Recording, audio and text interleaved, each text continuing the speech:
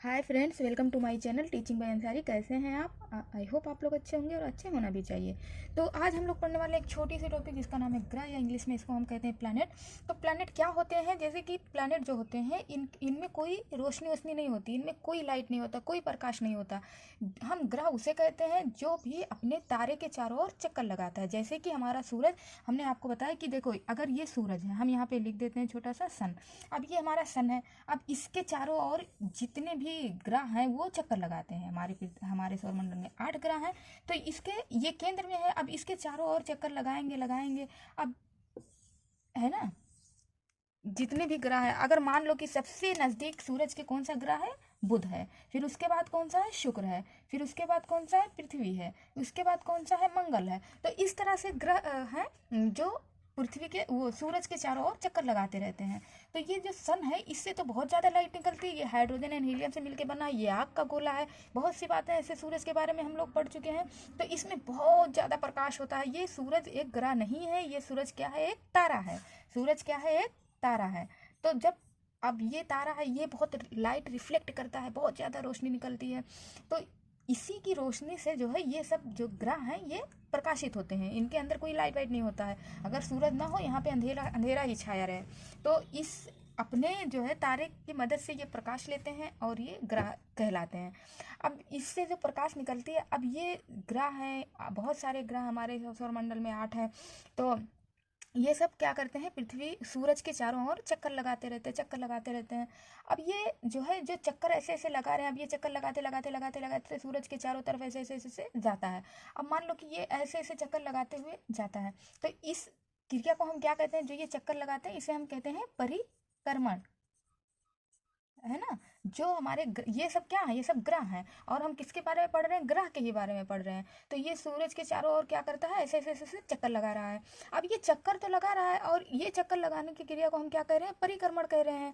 या फिर हम इसको जो है, अब इस ये चक्कर तो खैर लगा रहा है ऐसे ऐसे इसके सर्किल में चारों ओर, लेकिन उसी के साथ साथ ये क्या कर रहा है? रोटेट भी हो रहा है। अब जैसे अगर हमने, आप लोगों ने कभी लट्टू देखा होगा, तो लट्टू ऐसे ऐसे ऐसे होता है और अपने ही ये जगह नहीं चेंज करेगा, यहीं पे रहेगा, लेकिन यहाँ पे क्या करता है? नाचता रहता है, नाचता रहता है। तो लट्टू का रोटेशन और इसका जो है चक्कर लगाना, दोनों में थोड़ा डिफरेंस है ना, थोड़ा क्या, बहुत डिफरेंस है। तो ये, इसको हम क्या कहते हैं? परिक्रमण कहते हैं, जो ऐसे ऐसे ऐसे ऐसे जाके चारों तरफ चक्कर लगाता है। अब इसी के साथ साथ ही ये यहाँ पे ऐसे ऐसे ऐसे ऐसे ऐसे ऐसे ऐसे ऐसे चक्कर भी लगाता रहता है। ये खुद भी रोटेट होता रहता है। ये तो इधर जाएगा ही, ये डिस्टेंस तो कवर करेगा ही, लेकिन उसके साथ साथ ये अपनी धुरी पे भी ऐसे ऐसे घूमता रहता है। तो जो इस तरह से घूमता रहता है लट्टू की तरह से, उसे हम क्या कहते हैं?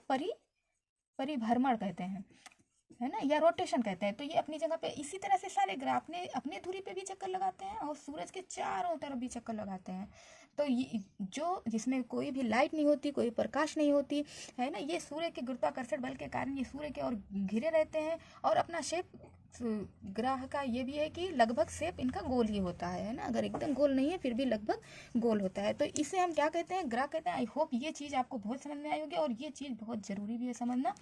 अब इसके बाद हम समझते हैं कि हमारे सूरज है और हमारे सौरमंडल में कितने ग्रह हैं? 8 ग्रह हैं। तो पहले कौन सा हो गया? ये बुध हो गया, फिर शुक्र हो गया, फिर पृथ्वी हो गया, फिर मंगल हो गया, फिर बृहस्पति, फिर इसके आगे आगे जाएगा, बृहस्पति हो जाएगा, फिर शनि हो जाएगा, फिर अरुण हो जाएगा, फिर वरुण हो जाएगा।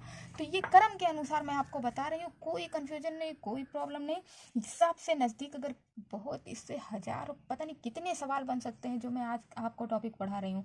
तो जो ये सन है, जो सूरज है, इसके सबसे नज़दीक हमारा कौन सा ग्रह है? ये बहुत ज़्यादा इंपॉर्टेंट सवाल है।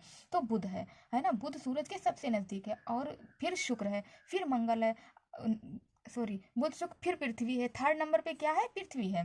तो अब पृथ्वी तक हमारे सूरज का जो है ये ग्रह है, ये अपने धुरी पे भी घूमता है और इसके चारों ओर भी चक्कर लगाता है।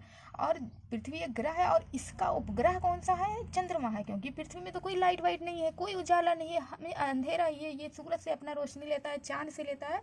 तो इसका एक उपग्रह है जिसे हम क्या कहते हैं? मून या चांद। ये पृथ्वी है, हम पृथ्वी हमारी है, हम इससे रिलेटेड ज़्यादा पढ़ने वाले हैं।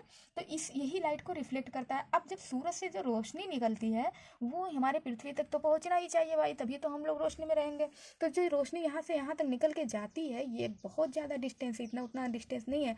ये लगभग 15 करोड़ 15 करोड़ किलोमीटर है पृथ्वी से सूर्य की दूरी। अब यहाँ से अगर लाइट रिफ्लेक्ट होगा तो फटाक से तो यहाँ पहुँच नहीं जाएगा, जबकि हमारा जो प्रकाश होता है वो बहुत तेज स्पीड में चलता है। उसके बावजूद भी लगभग 3.5 मिनट, 3 मिनट 19-20 मिनट तक इसको लग जा 19-20 सेकेंड तक इसको लग जाते हैं यहाँ से यहाँ तक पहुँचने में।